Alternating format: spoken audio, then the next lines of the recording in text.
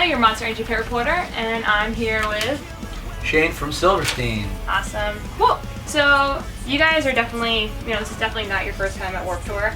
I saw Not a picture. our first rodeo. Yeah, I saw your guys.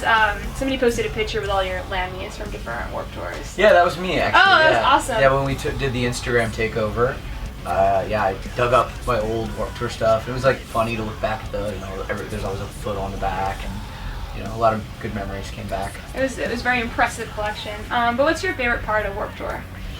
It's really just the all the dudes, hanging out together, all day long. It's everyone's on the same level. You're on the same stage. Everybody's together. You might be playing first. You might be playing last. You don't even know till the morning. And it really makes it for just kind of a level playing field for everybody. No one's better than anyone else. Everybody waits in the catering line, and it doesn't matter who you are. Well, unless you're a bus driver, but it's another story. No, it really is that I love about it, and I just love, you walk by and it's like, oh, what time did you play today? How was your set? And it's really a friendly atmosphere. I like that some of the bands open and then they close, and that way, again, everyone's even and it's fair. Exactly. We played at 8:25 last night when it was dark, and the day before that we played at like 12:50. Yeah. So you never know. Yeah. Well, it makes you guys wake up though. You can't sleep in. Every day I'm up at 8:30. I go for a run in the morning, eat breakfast. It's kind of a healthy schedule. I hear you. So are you guys gonna be checking out any bands on the tour this year, and if so, who? Yeah, I'm actually really stoked on the Monster stage in general. A couple bands we've toured with in the past, great people and very entertaining bands, are Let Live and The Chariot, two bands that I'm going to try to watch just about every day. And there's so many main stage bands like Augsburg's Red are great friends of ours, and We Came as Romans, and Real Big Fish. Yes. And the Aquabats played the last 2 days, which really brought me back to when I saw them Warped Tour '98. I love that every band, no matter what genre, today has mentioned Aquabats, and I think that's awesome. Yeah, because they make me laugh. They're great, and Warped Tour '98. I remember in Toronto, and it was Rancid was on the main stage, and the Aquabats were on the side stage, so it wasn't a huge crowd for Aquabats, and they put on the best show, one of the best shows I'll never forget. And I remember the singer climbed up to the top of the stage, and it wasn't like a truck stage in those days. It was a standalone stage, and he jumped off it had to be 30 feet, and he jumped off, and there was probably 15 kids, and they caught him. Oh, it was like, you're like, he could have died for real. Please. So that was awesome. That's too funny. So what's one of your favorite bands you've gotten to see on Warped Tour before, over the years? Oh man, that's tough.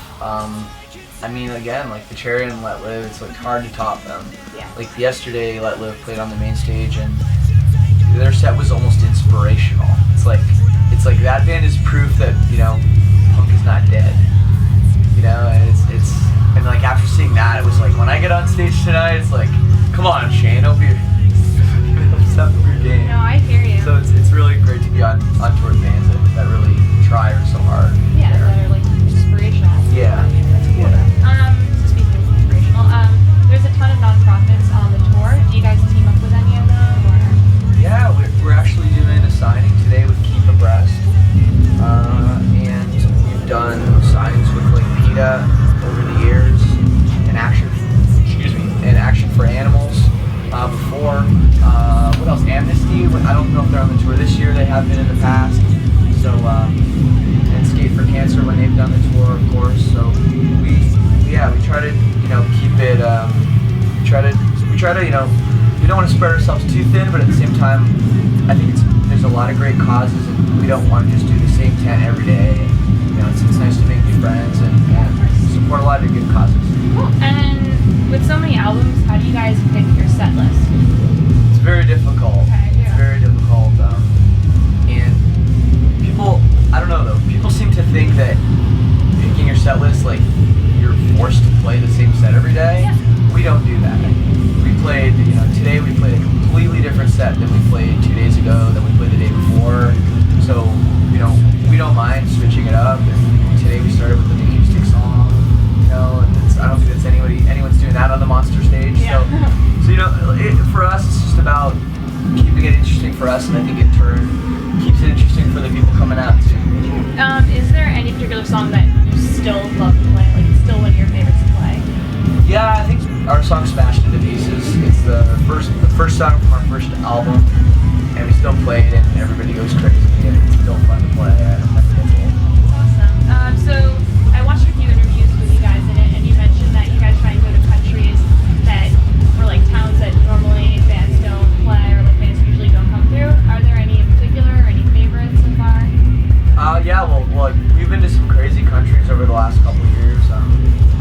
Just recently we were in Russia. It was our second time there. It's super awesome. We also went to Belarus, which I don't know if any band ever going there. And we went to Ukraine for the first time, which was a great experience. And then all over Asia, we've been to Taiwan and Hong Kong and Thailand, and all over Indonesia. You guys are everywhere. So we really do, and it's important for us. I think when we started the band, we didn't have any expectations. We were a side project. We didn't know if we were going to be even a semi-serious band, let alone an actual serious band. So now I remember the first time we got an opportunity to go to Australia. It was like, yeah, the tickets are booked. Okay, like we don't care about getting paid or money or the shows. We just if our band can be a vehicle to get us to see these amazing places in the world, we have to take that opportunity and we continue to do that. Of course. So the new album, this is how the wind shifts. I'm scared to say it wrong. It's a concept album and You nailed it. yeah, I'm scared to say blows instead. Anyway, okay. So let's see. It's a concept album, and there's actually a quote where you were talking about how your previous album, one of your previous albums, was a concept album, and how it was really difficult and a struggle, and pretty much that you guys never wanted to do a concept album again. Yeah. So what changed your mind, and how did you approach it differently? I think it was just time. Yeah. Like time heals everything, And we've done, it was like 2009. We did 2008. We recorded the Shipwreck in the Sand concept album, and that was like so hard. I lost so much sleep over it, and it really was kind of an all-consuming experience. And then the next album, I was like, as great as that album came out, I can't put myself through that again. Excuse me. I'll be all right. I have. I'm fine. Yeah, and after it had been another year, another album, and I was like, I had an idea I really felt I could get behind. So it was like, let's do it, and it was easier this time. It was the concept. It wasn't like a big story. It wasn't like a movie where you have a beginning, middle, and end. We had this parallel track thing going on, and that made it a little easier, I think, on me just kind of writing it and kind of emotionally getting through it. Yeah. That makes any sense. Yeah, no, of course. When you write a concept album, though, are you scared fans will be able to relate to it? It's more of a storyline as opposed to. I don't know. I think there's a little bit of me and a little bit of my experience and a little bit of just the way I write lyrics or in everything. So even if I put myself in a place of character, I think that it's going to be a relatable character. Maybe based on me in some way, whether I want to admit it or not. So I think because of that, I think that will still make it relatable. Maybe on a different level, but still relatable. I gotcha. So I have some random questions. Okay. Random question time. All right.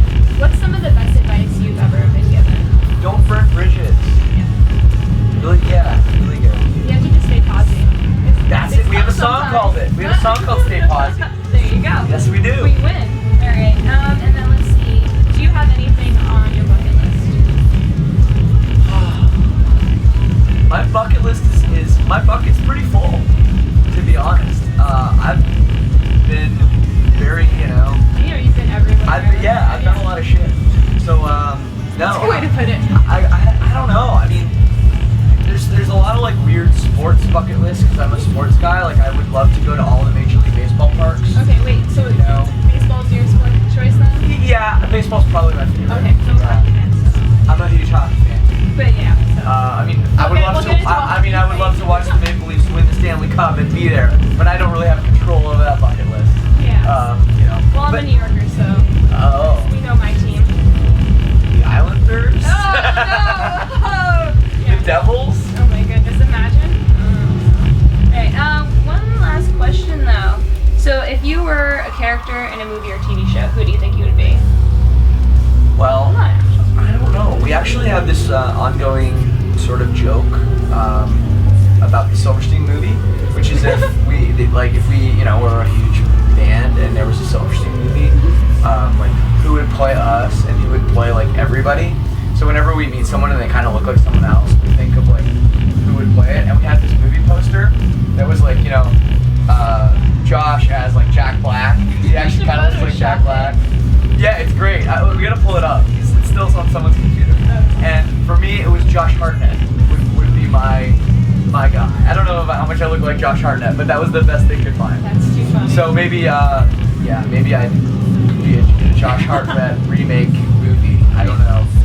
Black Hawk Down, was he in that one? I have seen that, yeah. I think that's a Josh Hartnett joint. I don't really remember, to be honest. It's all good. Alright, cool. So is there anything you wanted to add, or?